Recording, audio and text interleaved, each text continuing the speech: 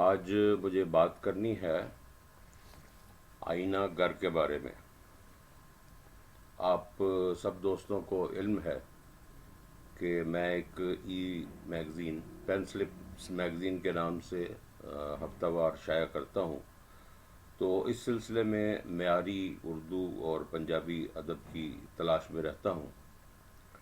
اس میں مرد عورت یا سینئر جونیئر کی تخصیص نہیں، بلکہ مجھ پر نئے لکھنے والوں کو زیادہ جگہ دینے کی تہمت بھی ہے۔ خیر، اس سلسلے میں مجھے منزہ احتشام گوندل کا کوئی افسانہ پڑھنے کو ملا، تو پھر میں نے ان کے افسانوں کا مجموعہ آئینہ گر خرید لیا۔ تمام افسانے پڑھ لیے۔ دل چاہ رہا تھا کہ ان پر کوئی بات کروں، لیکن پھر خیال آیا کہ کتاب شائع ہوئے کوئی 4-5 برس گزر چکے ہیں، اور اب تک کئی اہل علم و ادب اور نقاد حضرات اس پر نامعلوم کتنا وہ لکھ چکے ہوں گے۔ لیکن گزشتہ دنوں ان کا ایک افسانہ تھا انحراف، وہ میں نے اپنے میگزین میں شائع کیا، تو خیال آیا کہ آئینہ گھر پر اگر میں اپنے تاثرات کا اظہار نہ کروں تو یہ محترمہ منزہ احتشام گوندل سے زیادتی ہوگی۔ سو ان کے کچھ افسانوں پر مجھے بات کرنا ہے۔ ان کے افسانوں کے مجموعے کا نام ہے آئینہ گر۔ یہ بات تو طے شدہ ہے کہ منزہ اپنی ہم اثر جو افسانہ نگار ہیں ان میں سب سے زیادہ حیران کن کرنے والی جو ہے نا تخلیقی صلاحیت ان کے اندر ہے۔ ان کی کتاب کا جو ہے پیش لفظ اعتراف، وہ خود ہی ایک بڑی حیران کن جو ہے وہ تخلیق ہے۔ ان افسانوں میں کچھ افسانوں کے بارے میں بات کروں گا کہ جیسے یہ آخری خواہش، تو یہ ایک مختصر کینوس کا افسانہ ہے، لیکن آج کل جو یہ بے راہ روی کے واقعات ہو رہے ہیں، تواتر سے رپورٹ ہو رہے ہیں، وہ جو اس سے پہلے بھی جو وہ ہوتے تھے، اور یہ یعنی 4 سال قبل پہلے کتاب چھپی ہے، تو 4 سال پہلے بھی ہوتے تھے۔ یہ اخبارات اور جرائد جو ہیں وہ ان گندے واقعات سے بھرے ہوئے ہیں، لیکن وہ سارے صحافتی رنگ میں ہیں۔ لیکن یہ جو افسانہ ہے آخری خواہش، اس میں بہت عمدگی سے منزہ احتشام نے اس کو افسانے میں اس سارے واردات کو ڈھالا ہے۔ اور اس ضمن میں مجھے 2 افسانے اور بھی یاد آ رہے ہیں۔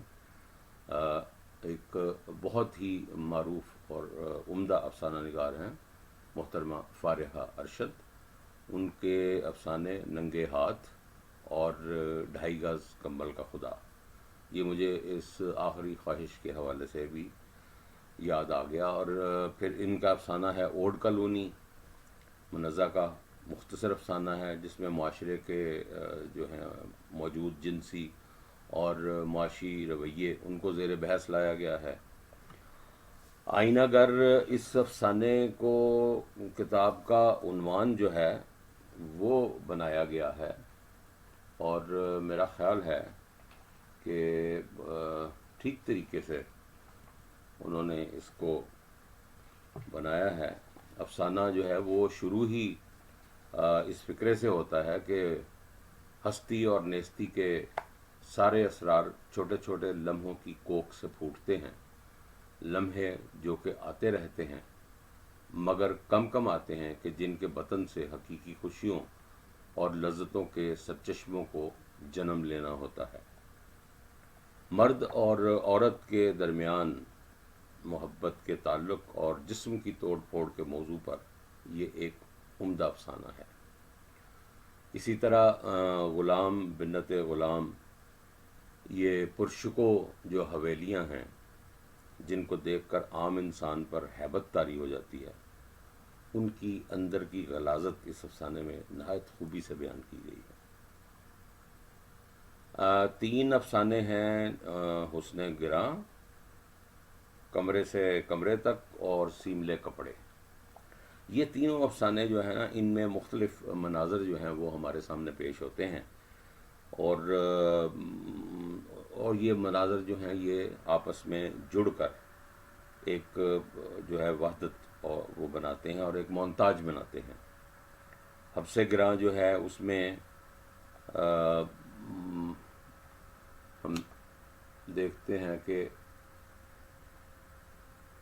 عورت جو ہے وہ اس کے بارے میں وہ کس طرح سے منزہ احتشام جو ہیں وہ لکھتی ہیں کہ عورت کا بیاہ ہوتا ہی کب ہے؟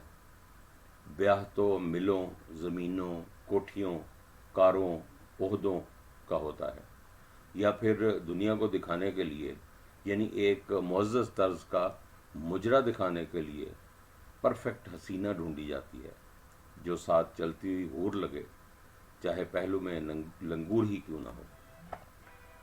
یہ افسانے جو ہیں یہ ہماری جدید تاریخ ہے۔ کمرے سے کمرے تک میں آؤٹ پٹ کی تشریح جو ہے وہ قابل داد ہے، اور تجارتی تعلقات کی بات کی گئی ہے سیملے کپڑے میں، اور منزہ احتشام کا اسلوب جو ہے وہ ان تینوں افسانوں میں بہت نکھر کر اور کھل کر سامنے آتا ہے۔ پھر میں بات کروں تو افسانہ ہے دمکشی۔ یہ جیسا کہ میں نے پہلے کہا ہے کہ وہ حیران کن کر دینے والی بات، تو وہ تحیر جو ہے وہ منزہ احتشام کے افسانوں کا لازمی جز مجھے لگتا ہے، اور یہ افسانہ جو ہے دمکشی یہ میری اس بات کی تصدیق کرتا ہے۔ ایک افسانہ ہے تاریخ کا جنم، وہ جو ہے وہ تعمیر و ترقی کی ایک خوبصورت کہانی لیے ہوئے ہے۔ اسی طرح افسانہ ہے تصویر۔ اس افسانے میں بہت خوبصورت بات لکھی گئی ہے کہ سوالوں کے جواب جو ہیں وہ غلط بھی ہو سکتے ہیں، اور غلط جواب اگر پختہ ہو جائیں تو تقدیر پر بھی اثر انداز ہوتے ہیں۔ یہ آپ افسانہ پڑھیں گے تو آپ کو میری بات جو ہے وہ سمجھ میں آئے گی کہ انہوں نے کیوں ایسے لکھا ہے۔ اور خانے اور خوف جو ہے وہ پسے ہوئے طبقے اور منہ میں سونے کا نوالا لے کر پیدا ہونے والوں کے درمیان جو طبقاتی فرق ہے اس پر ایک بہت اعلیٰ افسانہ ہے۔ 2 افسانے ایسے ہیں، یہ تمام دکھ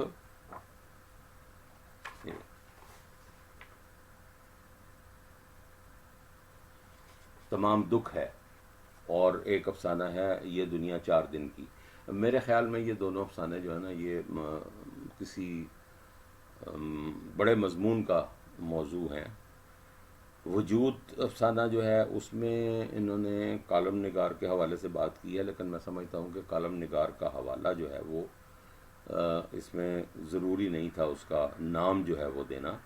حوالہ تو ٹھیک ہے، اور اگر نام تھا بھی ضروری تھا تو کسی وہ معروف اینکر کا نام نہیں ہونا چاہیے تھا۔ اس سے ذرا کچھ جو ہے وہ مجھے کہانی مجروح ہوئی لگی ہے۔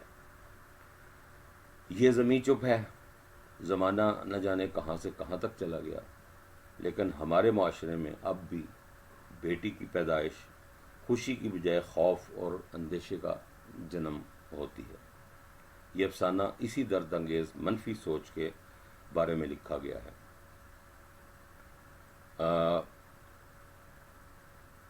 زندگی اور موت کے جو ہے کے بیچ کی سیٹی، زندگی اور موت کے بیچ کی سیٹی، یہ ایک عام سی کہانی ہے، اور بس یوں ہی جو ہے وہ ہم کہہ سکتے ہیں کہ معروف محبت کی کہانی ہے۔ مجھے اس مجموعے میں تقلیب، ایک افسانہ ہے جس کا نام ہے تقلیب، وہ مجھے بہت ہی اچھا لگا ہے۔ یہ 16 صفحے پہ یہ افسانہ ہے، تیسرا شاید یا چوتھا، اور یہ بہت غور طلب افسانہ ہے۔ اس میں دو اہم کردار ہیں، ان میں سے ایک جو ہے وہ بہت زیادہ منتشر خیالی کا شکار ہے۔ اس افسانے میں دو الگ الگ جو ہیں تہذیبیں اور معاشرت، ان میں جوان ہونے والے لوگوں کا لوگوں میں جو تفاوت ہے اس کے بارے میں بہت اچھا بیان کیا گیا ہے۔ مردانہ نفسیات جو ہے، بلکہ مردانہ نفسیاتی تعصب جو ہے وہ آپ کو اس افسانے میں بہت خوبصورتی سے نظر آئے گا۔ جسم کی ضروریات کی بات ہے، جسم سے جسم کا رشتہ کیا ہے۔ آئزک سولمن جب اپنے باپ کی چوتھی اور نوخیز بیوی زنوبا کو دیکھتا ہے تو کہتا ہے کہ ہمارے سماج میں عورت جو ہے وہ بہت خوبصورت ایک لائن لکھی ہوئی تھی کہ ہمارے سماج میں عورت جو ہے وہ ایک لا یعنی سی چیز ہے، محض بدن، صرف بدن۔ کوئی سوچ بھی نہیں سکتا کہ اس بدن کے اندر دماغ بھی ہے۔ وہ کبھی دماغ سے نہیں سوچتی، اس کو ایسی سوچ کبھی دی ہی نہیں گئی۔ جب وہ گود میں ہوتی ہے تو اس کو روایت پسندی، وفاداری، اطاعت اور تسلیم و رضا کے اسباب سکھائے جاتے ہیں۔ مرد چاہے وہ کسی بھی رشتے کی شکل میں ہو، اس کے گھنے سایہ دار شجر کی پناہ میں اس کی تسکین کی جنت اس کو اچھی طرح سمجھا دی جاتی ہے، اور پھر وہ محض ایک بدن بن کر رہ جاتی ہے۔ تو میں نقاد نہیں ہوں اور ادب کا قاری ہوں، اور خود بھی کہانی لکھنے کی مشق کرتا ہوں، اور میں سمجھتا ہوں کہ مختصر افسانہ لکھنا ایک اہم ترین فن ہے۔ ماضی، حال، قدیم و جدید اور روایات اور جدت جو ہیں ان کے درمیان معاشی اور سماجی جو حصارات ہیں ان کو سامنے رکھتے ہوئے اختصار کو نبھانا ایک مشکل کام ہے، لیکن منزہ احتشام گوندل اس میں بہت کامیاب ہیں، اور نہ صرف کامیاب ہیں بلکہ ان کا جو وسیع مطالعہ اور وہ عمیق گہرا مشاہدہ ہے، اور اس کے ساتھ ان کی جو تخلیقی صلاحیت ہے وہ مجھے اس آئینہ گھر میں پوری طرح نظر آئی ہے۔ ان کے فکشن لکھنے کی جو ایک بھرپور صلاحیت ہے وہ اس میں مجھے نظر آئی ہے۔ تو میں نے یہی سوچا کہ مجھے یہ کتاب چونکہ میں نے پڑھی ہے اور اس کے سارے افسانے میں نے پڑھے ہیں، تو میں چاہتا تھا کہ میں اس کے اوپر اپنے تاثرات جو ہیں وہ ضرور منزہ احتشام گوندل تک اور ان کے جو بہت سے مداحین اور قارئین ہیں ان تک پہنچاؤں۔